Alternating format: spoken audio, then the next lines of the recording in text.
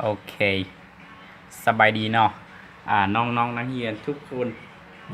มื้อนี้เรามาพร้อมกันแก้เลขอินนำกันเนาะ อยู่ล่าแล้วกำลังอยู่ที่โรงเรียนแล้วก็ทาเสียงแล้วช่วงนี้มันอยู่ล่าเรามาแก้เลขอินนำกันเนาะข้อเลขนี้มันคือบทเลขที่เราไปโพสต์ลงที่กลุ่มหัวใจคณิตศาสตร์ของที่ Facebook เนาะแล้ว high AB man 2เจอโฟนของสมโฟนเนาะ x กำลัง2ลบ x ลบ1เท่า0เนาะจงพิสูจน์ว่า r นี่เนาะเท่ากับ a กำลัง2017เนาะบวก b กำลัง2017บวก high a กำลัง2019บวก high b กำลัง2019แม้นจำนวนทวนห่านขาดหายหาเนาะและเขาจะพิสูจน์โดยนำใส่แบบขึ้นคานมาพิสูจน์เนาะเนี่ยเลยเขาพร้อมการไปแกะแล้วตามหลักแกนของ vs เนาะตามหลักแกนของ vs แล้วเขามีเนี่ยเลยตามหลักแกนของ vs ถ้าว่าอัมพาบีตาแมนเจอผลของสมผลคัน2เนาะ ax กำลัง2บวก bx บวก4เท่า0เนาะแล้วอัมพาบวกบีตาจะเท่ากับลบ b ส่วนให้ a เนาะแล้วเวลานี้ถ้า AB เป็นเจอผลของสมผลคัน2ตัวนี้เราจะได้ว่า A บวก B เท่ากับเวลานี้มันb เท่าลบ1เนาะ b เท่าb เท่าลบ1แล้วเราจะได้ลบ b ส่วน a มันจะเป็น1เลยและ a b เท่ากับลบ1เนาะเชื่อว่าตัวหลักแกนตัวนี้พวกน้องก็จะฮู้แม่นแล้วเนาะโอเคแล้วเราวางเนาะวาง rn เท่ากับ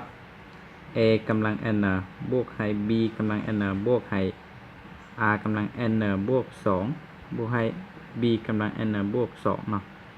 บวก2สำหรับ n นอนอยู่จำนวนทวนธรรมศาสตร์ยกเว้น0เนาะยกเว้น0แล้วเราจะพิสูจน์ว่าเราจะพิสูจน์ว่า rn นี่นะเนาะแม้นจำนวนทวนหารคาดหายหาเนาะหารคาดหายหาหายก็แมนเฮอก็แมนเนาะ แล้วเราจะพิสูจน์ว่า rn แมนจำนวนทวนหารคาดเฮอหาแบบขึ้นคานเนาะแบบขึ้นคานนะแล้วแบบขึ้นคานก็เซ็นที่พวกเขาพูดได้พูดไปนะเนาะในเมื่อn เท่า1เนาะ n เท่า1เขาจะได้ว่าเนี่ยเลยเวลา n เท่า1เขาจะได้ว่า r1 เนาะ r1 เท่ากับ a บวก b บวก a กำลัง3เนาะบวก b กำลัง3ตัวนี้เขาก็แยกเป็นส่วนคูณไป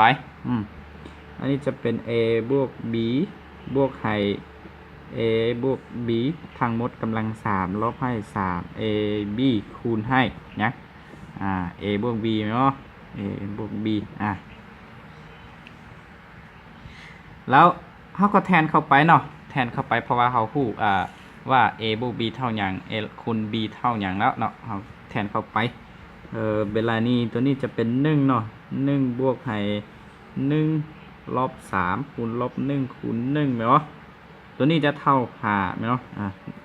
เห็นจากแจงบาเวลา n เท่า1นี่เนาะ n เท่า1แล้วr นี่จะเป็นจำนวนทวนหารขาดหายหาเนาะหารขาดหายหาแล้วแสดงว่าตัวนี้จะถึกต้องเนาะแล้วเราสมมุติว่าบนนี้เราจะแทน n เท่า2เท่า3ไปก็ได้แต่ว่าการพิสูจน์แบบขึ้นคานเราบ่จำเป็นแทนเข้าไปก็ได้เราแทนไรเวลา n เท่า1ไปแล้วเราก็ไปสมมุติ n เท่า k เนาะแล้วเราไปพิสูจน์ว่า n เท่า k บวก1มันก็ถูกต้องเพียงเท่านั้นก็ได้แล้วแล้วสมมุติ n นี่เนาะเท่า k แล้วก็หารค่าเนาะn เท่า k แม้นจำนวนทวนเนาะแม้นจำนวนทวนหารค่า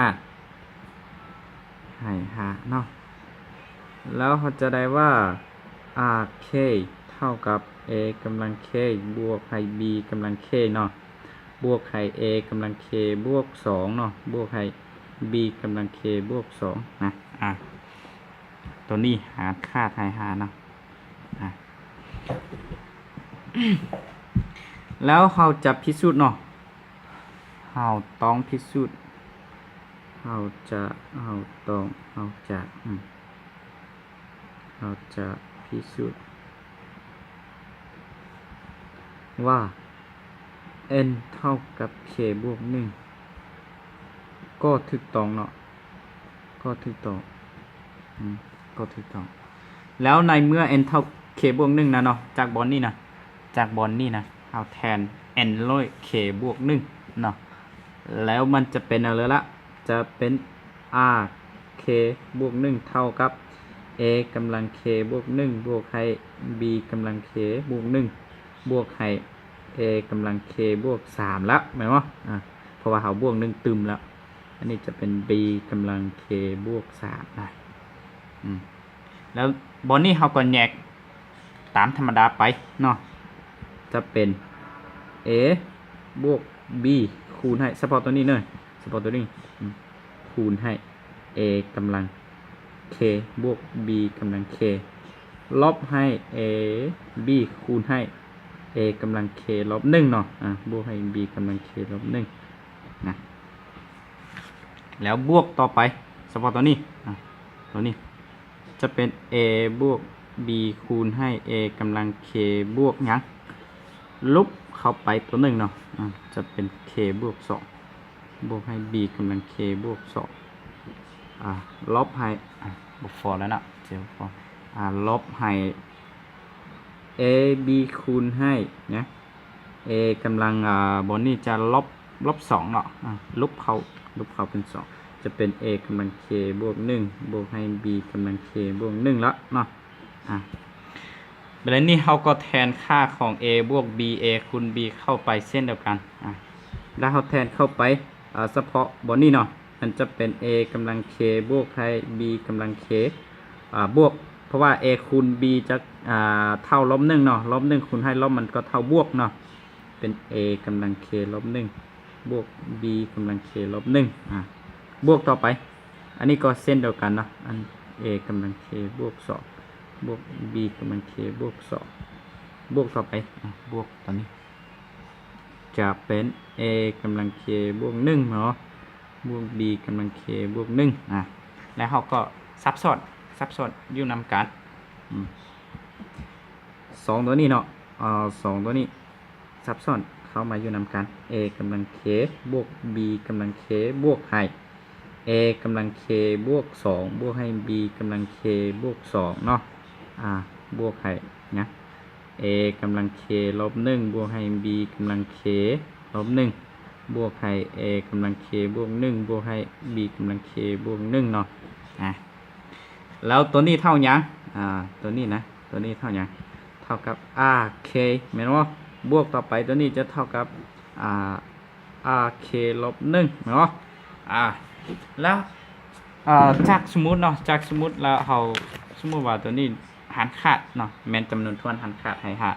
ตัวนี้มันก็จะเป็นเนาะมันก็จะเป็นพอสมมุติเนาะสมมุติถึงเนาะได้ว่าk บวก1ก็แม่นจำนวนทวนหารคาดให้เนาะแล้วในเมื่อบอนนี่นะในเมื่อเราแทนn ด้วย2017เนาะจากบอนนี่นะจากบอนนี่เราแทนn เท่ากับเมื่อ n นี่เท่ากับ2017นะแล้วเราจะได้ว่า2017นี่เนาะเท่ากับ a กำลัง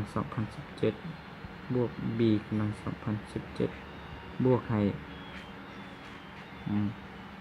a กำลัง2019บวกให้ b กำลัง2019นี่เนาะตัวนี้ก็แม่นเนาะ แม่นจำนวนแม่นจำนวนทวนหันขาดหันขาดให้หันขาดเนาะ หันขาดค่ะโอเคแล้วจากบทแกนี่เขาก็ไล่พิสูจน์เรียบร้อยเนาะ